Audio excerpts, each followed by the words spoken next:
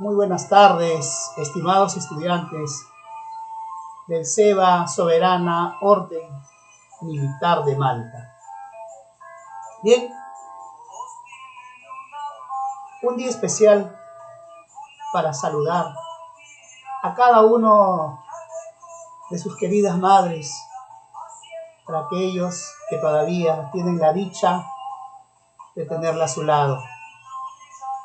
Y también para todas mis estudiantes que son madres, que día a día luchan, trabajan para salir adelante, querer y amar a su familia, a sus hijos, que son su razón de ser. Pues este es el saludo de su profesor Luis, del curso de Humanidades, del semipresencial, sábados y domingos. Que este día domingo pasen con su familia, con sus seres queridos, con sus hijos.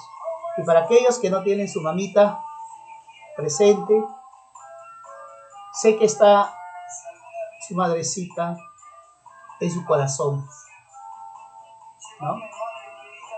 Ella siempre las va a bendecir en estos momentos tan difíciles, ¿sí? Un fuerte abrazo y feliz Día de las Madres, mis estimadas estudiantes del cuarto ciclo avanzado del semipresencial.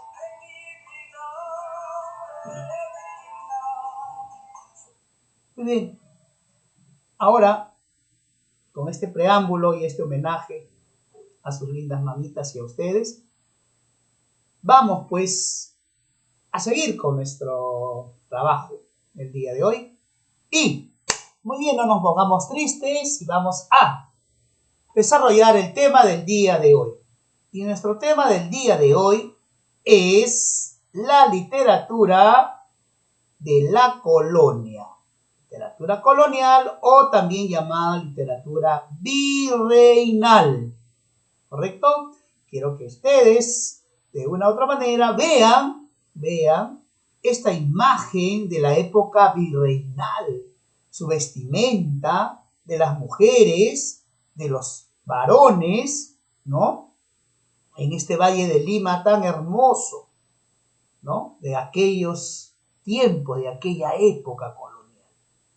Muy bien, acuérdense también que ya hemos desarrollado la literatura de la conquista, ¿no? Ahora pues nos toca desarrollar la literatura colonial virreinal.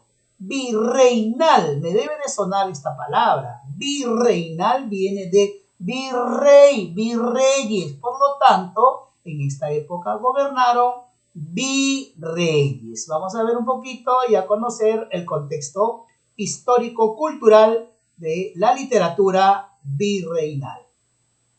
Bien, como vemos en esta imagen, es pues de aquella época colonial donde la gente también se desplazaba, tenían también sus transportes, pero el transporte era la carreta, ¿no? Y aquí están los caballos. La vestimenta de las mujeres, traje de esa época, sus vestidos bien adornados, embobados, ¿no? Muy, muy, muy lindo. Los hombres también vestían, ¿no? Muy colorido, sombrero, sus pantalones bien, ¿no? A lo que es el estilo de esa época, sus sacos bien cordiales, ¿se dan cuenta? Y al fondo también está prácticamente la estructura colonial. Y que hasta hoy en día existe, ¿no? Las casonas coloniales, las casonas virreinales de Lima, con sus grandes balcones, ¿no? Con sus jardines, como se le llamaba antes a la ciudad de Lima, la ciudad jardín, o la ciudad de los reyes también. ¿Correcto? Bien, en esta época, en la literatura virreinal, pues ya les había dicho que viene de los virreyes. Entonces vamos a hablar un poquito de ellos. Bien, en esa época, la literatura colonial netamente se inicia en el año de 1542 con la instauración ¿de qué? Del primer virreinato en el Perú, ¿correcto? Esta etapa duró 300 años. Entonces, si yo les preguntara cuántos años duró la época colonial o virreinal en el Perú, ustedes me tienen que responder 300 años. Muy bien. Y también tienen que conocer quién fue el primer virrey del Perú. Y acá lo tenemos. El primer virrey del Perú se llamó Blasco Núñez de Vela. Ajá, eso no lo sabía, ahora ya lo sabe. Y también tenemos que conocer quién fue el último virrey. El último virrey del Perú fue José de la Serna. Al menos tenemos que saber por cultura general los virreyes, el primero y el último, ¿no? Y así hubieron muchos virreyes. ¿Cuántos virreyes tuvo el Perú? 40 virreyes gobernaron, ¿no?, el Perú de la época colonial. Qué interesante, ¿no? Muy bien, jóvenes. Entonces ya sabemos. En esta época de la colonia, se sustituyó la antigua economía agrarista. Quiere decir que antes a esta época la economía netamente era agraria, por la agricultura, ¿no? Entonces, netamente, ¿por qué? Por el incanato, ¿no? Entonces, esto pasó y luego vino la minería. Entonces, dejaron la parte de la agricultura para pasar a la explotación de las minas. Entonces, la minería fue, pues, la economía, la base, la explotación económica, pues ahí fue, ¿no?, la base para que en esta época los españoles pudieran sacar todo el oro, la plata, ¿no?, y llevarse a España. Entonces, la parte económica, ¿no?, el aspecto económico se basó en la época de la colonia en la minería. ¿Qué más tenemos? También en esa época desapareció la organización política y social incaica. Lógicamente, ya conquistados los incas, explotados, humillados, se desaparece su organización social. Pero solo quedaron los ayllus. ¿Qué cosa eran los ayllus? Un conjunto de familias que formaban una comunidad. Solo le permitían eso. Entonces cambió políticamente y socialmente la organización, ¿no?, en época de la colonia. ¿Qué más podemos saber? Aquí es importante esto. Se dio un gran exterminio racial por parte de los españoles, ¿no?, de un promedio de 15 millones de indígenas incas. Quedaron aproximadamente 1 millón. Fíjense. De estos 15.000 millones de indígenas que teníamos, quedaron solo 1 millón. Quiere decir que los españoles exterminaron nuestra raza, ¿no? Mataron, vejaron, humillaron para acabar con nuestra raza. Pero no lo lograron porque quedaron 1 millón y de ese millón, bueno, se multiplicaron. Y también vino pues la siguiente raza, la unión, ya ustedes lo saben, la unión de la raza española con la raza incaica, está la raza mestiza. Y ya lo vimos, ¿no?, con el primer mestizo, Inca Garcilaso de la Vega. Muy bien, entonces todos estos acontecimientos históricos, social, político, pasó en esta época colonial, ¿no? Vamos a ver ahora la transculturización. ¿Qué cosa es la transculturización? Este proceso se dio, dice, ¿por qué? Porque se impuso la cultura española ¿A través de qué? Del castellano. ¿A través de qué más? De la religión católica, ¿no? Entonces, de una u otra manera, quedaron pues de un lado el idioma quechua y también las creencias y costumbres de los indígenas, pero no se perdían del todo. Por eso es transculturización, quiere decir al final se fusionaron. ¿Por qué? Porque los incas aprendieron la cultura de los españoles y los españoles también aprendieron la cultura incaica. ¿Se dan cuenta? Muy bien. Vamos a hablar de la religión. La religión fue fundamental en esta etapa de la colonia o etapa virreinal. Las iglesias jugaron un papel muy importante, un papel protagónico de esta etapa. ¿Por qué? Vamos a conocer. La Iglesia Católica desempeñó esa labor, una labor muy importante, ¿en el aspecto de qué? En el aspecto de las misiones. Esas misiones propagando la fe católica con ayuda del Estado. ¿Se dan cuenta? O sea que la iglesia tuvo ese poder y las misiones se encargaron de difundir la religión católica a todo el territorio del imperio incaico. Muy bien. En el Perú, en esa época se instalaron varias órdenes religiosas. Esas órdenes religiosas, por ejemplo, se formaron los franciscanos, los jesuitas y los dominicos, ¿no?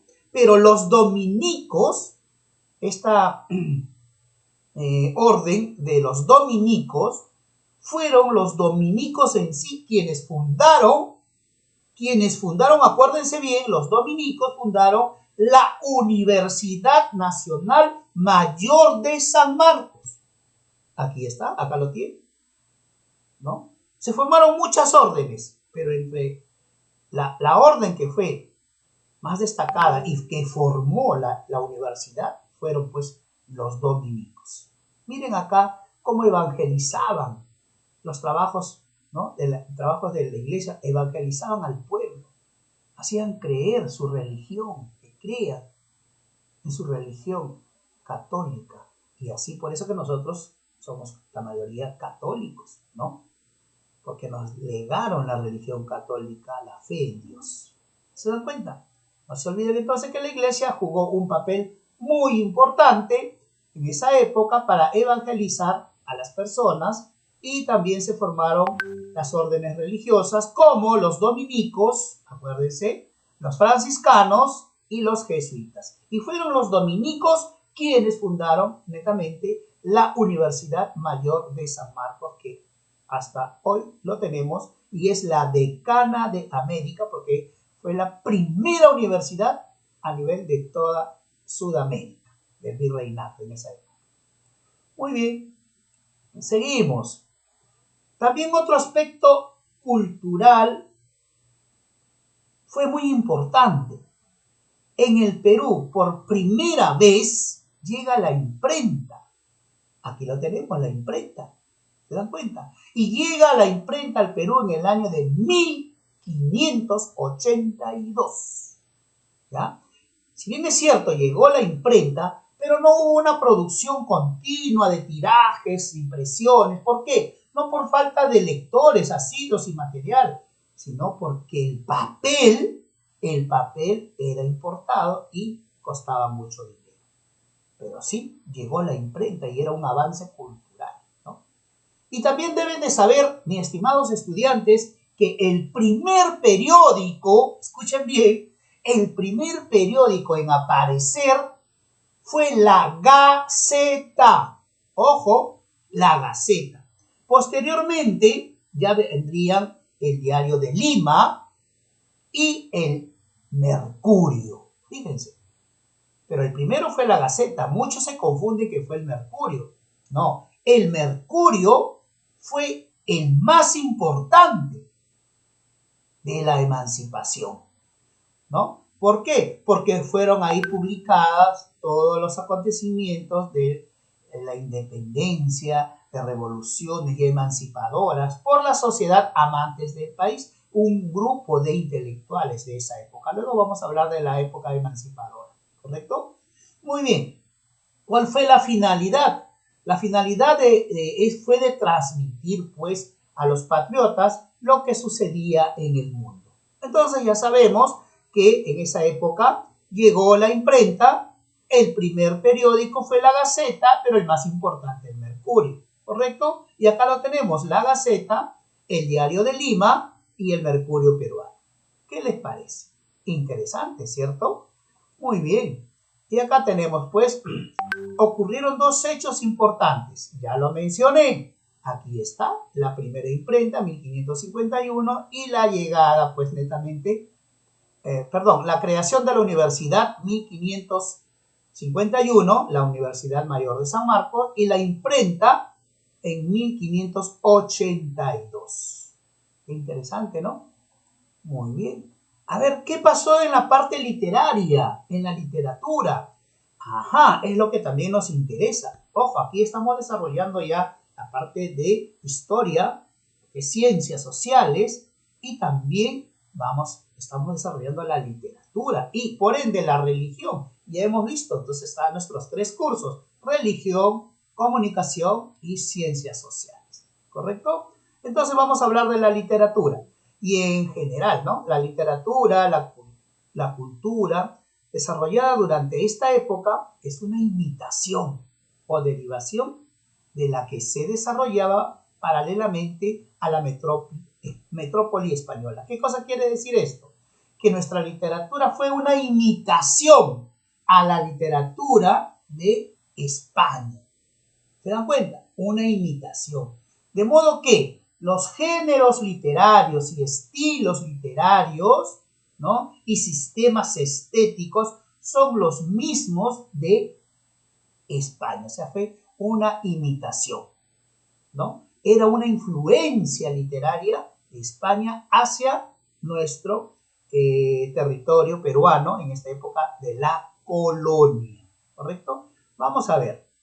Es importante lo que voy a explicarle acá, porque ya vamos a hablar netamente de las etapas de la literatura colonial, conjuntamente con sus representantes y sus obras literarias. Escuchen, por favor. Entonces, se dieron tres etapas importantes en la literatura colonial. Vamos a ver, aquí está. La primera etapa, llamada etapa clásica, en el siglo XVI al siglo XVII. ¿Ya? En esta etapa es el reflejo del renacimiento español. ¿Qué cosa quiere decir renacimiento? Es volver a nacer. Quiere decir que España tuvo su apogeo en esa época. Volvió a nacer, ¿no?, con las ideas clásicas. Se encuentra también bajo la influencia de dos grandes escritores españoles.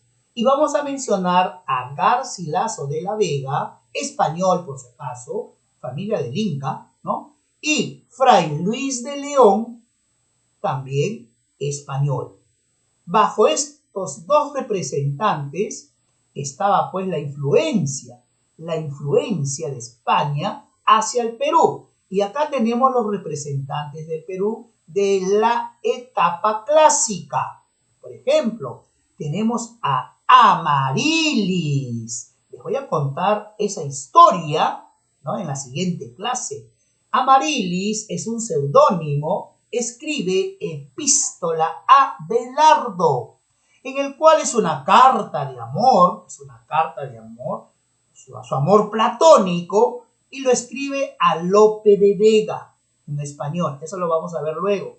Otro representante tenemos a Fray Diego de Ojeda, con su obra La Cristiada, poema épico religioso, y nos habla en torno a la pasión, muerte de Cristo. Por eso su nombre de La Cristiada. ¿Se dan cuenta? Entonces, resumiendo, digo que en esta etapa clásica está el reflejo del Renacimiento, influencia de dos grandes escritores, Garcilaso y Fray Luis de León. En el Perú, sus representantes, Amarilis con Epístola Abelardo y Fray Diego de Ojeda con La Cristiana.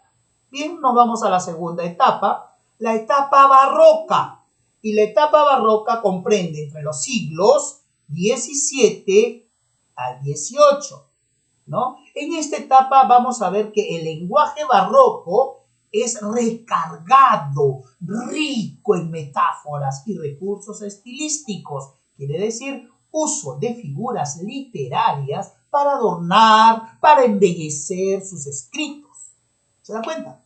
Muy bien. Se percibe la influencia del gran escritor Góngora. Luis de Góngora y Argote es la influencia para los escritores de esa época colonial en el Perú, ¿no? Y Góngora, lógicamente, representa al culteranismo. ¿Qué es el culteranismo? ¿De dónde proviene esta palabra? Cultura. ¿Se da cuenta? Cultura, culteranismo. Quiere decir que Góngora, un excelente, es un erudito, ¿no? Y también lo acompaña Francisco de Quevedo con el conceptismo. Conceptismo viene de conceptos. Por lo tanto, los dos escritores pertenecían a esta época de barroco. Y esta época influenció en los representantes de la colonia en el Perú, de esa época. ¿Y tenemos a quién? Aquí está. En esa época en el Perú está Juan de Espinosa Medrano, llamado el Lunarejo. Su apelativo fue el Lunarejo, profesor. ¿Por qué se le llamó Lunarejo? Porque tenía un inmenso lunar en el rostro.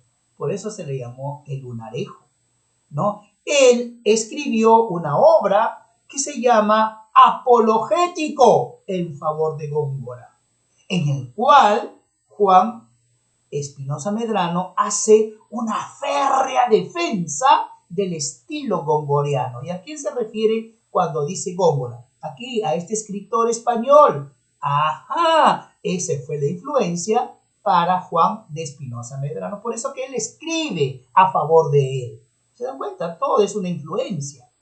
Muy bien, otro escritor también apareció ahí, llamado Juan del Valle y Caviedes. Escuchen bien, jóvenes. Juan del Valle y Caviedes fue llamado el poeta de la Ribera. El poeta de la Ribera, ¿por qué, profesor? ¿Por qué? Porque Juan del Valle y Caviedes era un poeta, ¿no? Un poeta, un escritor que vivía detrás del Palacio de Gobierno, que hoy en día es, ¿no? Detrás, a la espalda del Palacio de Gobierno y a orillas del río Rímac. Él tenía ahí una tienda de usos, o en todo caso de objetos de segunda, ¿no? Y vendía baratijas de segundo uso. Por eso, y a la vez también era escritor. Por eso se le llamó el poeta de la Ribera, porque vivía a orillas del río Rímac. Muy bien, él fue considerado el precursor del costumbrismo con su obra, escuchen bien, Diente del Parnaso. En esta obra, Juan del Valle y Caviedes, jóvenes, un escritor muy importante y muy conocido de la época, él odia y ataca, es muy satírico, ataca a los médicos de esa época, donde lo tilda de asesinos con guantes blancos, imagínense, ¿no? Entonces, ¿por qué los tilda así? ¿Por qué se burla de los médicos? ¿Por qué los satiriza? Porque él tenía a su esposa y cayó enferma y lo llevaron al médico. El médico le dijo que su esposa iba a morir y que le quedaba pocos días, solo pocos días, él iba a morir porque tenía una enfermedad incurable. Entonces Juan del Valle y Caviedes, muy apenado, no sabía qué hacer y le recomendaron que le lleve, pues, netamente, que pruebe con medicina natural. Y en esa época Imagínense, en esa época también los indios, ¿no? Tenían pues esa costumbre de curar con hierbas, ¿no? Como ellos lo saben. Y así que él llevó a su mujer a estos curanderos indígenas de la medicina natural y curaron a su esposa. Y su esposa duró muchos años, vivió muchos años. Por eso que Juan del Valle y Caviedes satiriza, los critica a los médicos, ¿no? Donde dice, donde entran sanos y salen muertos, asesinos con guantes blancos. ¿Se dan cuenta? Entonces, esa es la historia de Juan del Valle y Caviedes, así a grandes rasgos. Muy bien, vamos a la tercera época, la neoclásica, netamente ya en el siglo XVIII, ¿no? Aquí el neoclasicismo, pues es una corriente literaria que aparece en Francia, ¿sí? Esta corriente nace en Francia en el siglo XVIII y fue una reacción en contra a las exageraciones de ese lenguaje barroco, o sea, en contra del barroco aparece esta corriente, ¿no? Exageraba el lenguaje barroco y hay también una influencia de la cultura francesa. Entonces, como en esta época neoclásica, la influencia netamente es de Francia hacia España y por lo tanto también nos va a replicar a nosotros. En el Perú, en esa etapa, están los representantes. Uno, Pedro de Peralta y Barnuevo, llamado el Doctor Océano.